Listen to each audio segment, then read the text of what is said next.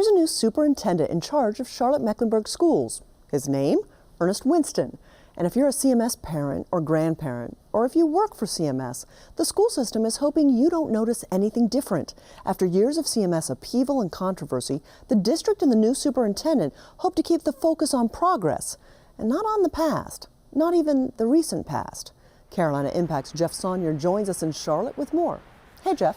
You know, they say the more things change, the more they stay the same. Well, that pretty much describes this latest shakeup at Charlotte-Mecklenburg schools. Yeah, there's a new superintendent, but that doesn't necessarily mean a lot of changes at CMS. In fact, the real question is, why did CMS make this change at the top, and who exactly is this new guy who got the job in the first place? New superintendent Ernest Winston has never worked at any other system but CMS.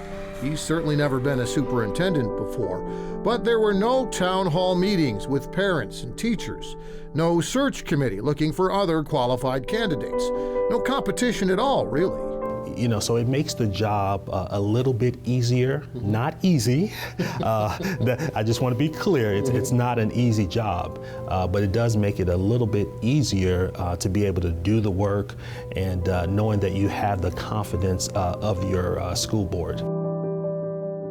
At CMS, though, getting the confidence of school board members is often different than keeping the confidence of school board members. That is correct. That is correct. One of the things that I know the board wanted to do was to make sure that we stabilize things in the system. That does not, in my opinion, mean that we cannot disagree. I have 9 bosses, which is a unique situation. Hey, good luck with that. Educated in a small town. In a smaller district, one of the things I hadn't counted on was the deep personal relationships that you develop.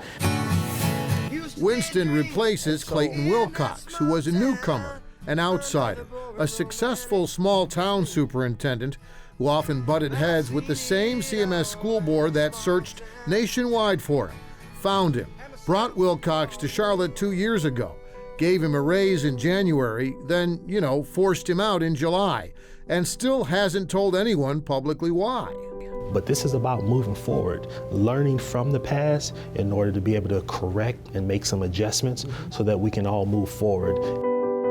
You know, I'm happy that they went the route of choosing me because I do bring that experience of knowing the district. I also bring the experience as a parent in the district, which is an exciting lens to be able to help in my decision-making process. Winston joined CMS 15 years ago as a teacher at Vance High School. We dug up his old photos in the Vance yearbook, and before teaching, Winston was a newspaper reporter. And he often covered the same CMS budget battles and political pressures he'll soon be in the middle of as superintendent. One of the criticisms, I think, of the process that led to you being chosen is that the board found someone that they can guide or control or manipulate. You don't see yourself as that kind of a person. Not at all. At the end of the day, I think what families care about the most is, will my child get the best education possible? That's something that I am committed to. That's something that every member of my team is committed to. And it's about the experience of all of our students. That student experience at some Charlotte-Mecklenburg schools versus others is another area of concern at CMS that former Superintendent Wilcox wasn't shy talking about. As a final question before we run out of time. Here's an excerpt from our PBS Charlotte Town Hall on Education earlier this year. At low-poverty high schools like Ardrey-Kell, CMS's own numbers show that in grades 9 through 12, more than 85% of white kids are considered college and career ready when it comes to English, which is pretty good. But in high-poverty high schools like Garinger, it's a different story. The number of Black and Hispanic students considered college and career ready in English, less than 25%.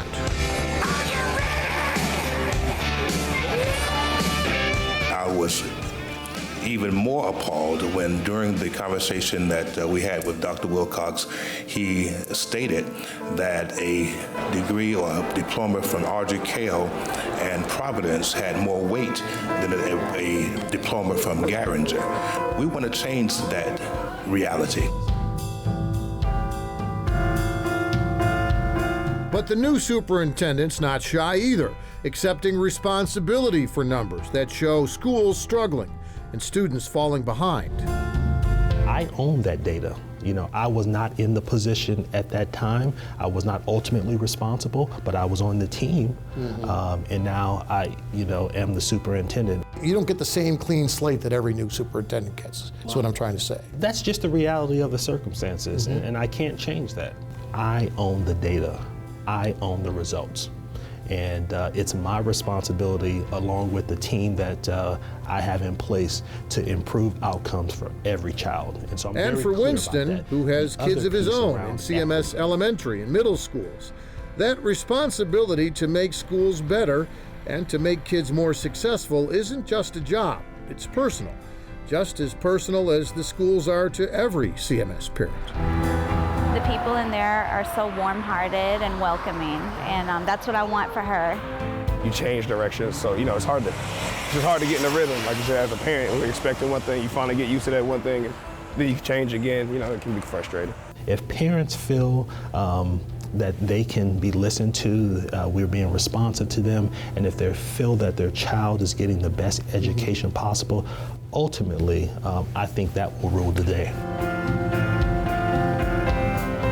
When school systems change superintendents, a lot of times the vision for the school system also changes, but Ernest Winston says he was part of putting together the current vision, the one that CMS has been working under for the last couple of years, so expect some tweaks, but no major changes, that the goals they have had at CMS are the goals they will have at CMS going forward.